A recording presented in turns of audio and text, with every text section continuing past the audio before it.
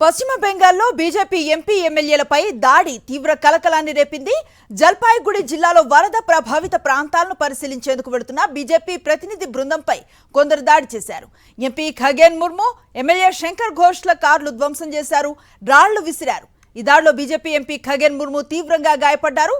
రక్తమోడుతున్న MP వీడియోలను social మీడియాలో post చేశారు BJP IT cell chief Amit Malviya.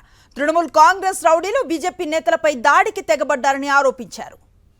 Darjeeling సహా బెంగాల్లో అనేక ప్రాంతాలు భారీ వర్షాలు, వరదలు, కొండ చర్యలు విరిగిపడ్డ ఘటనలతో విలవిల్లాడుతున్నాయి. నిన్న డార్జిలింగ్లో బ్రిడ్జ్ కూలి 18 మంది చనిపోయారు. ఇదే సమయంలో సీఎం మమతా బెనర్జీ కోల్కతా కార్నివల్లో పాల్గొన్నారు. దీనిపై విపక్ష బీజేపీ తీవ్ర స్థాయిలో విమర్శలను ఎక్కుపెట్టింది.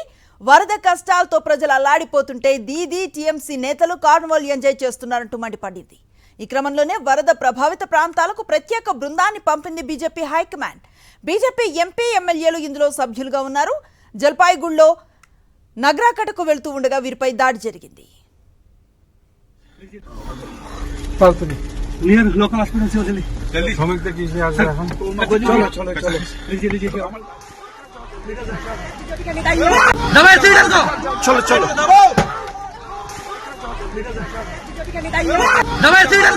चलो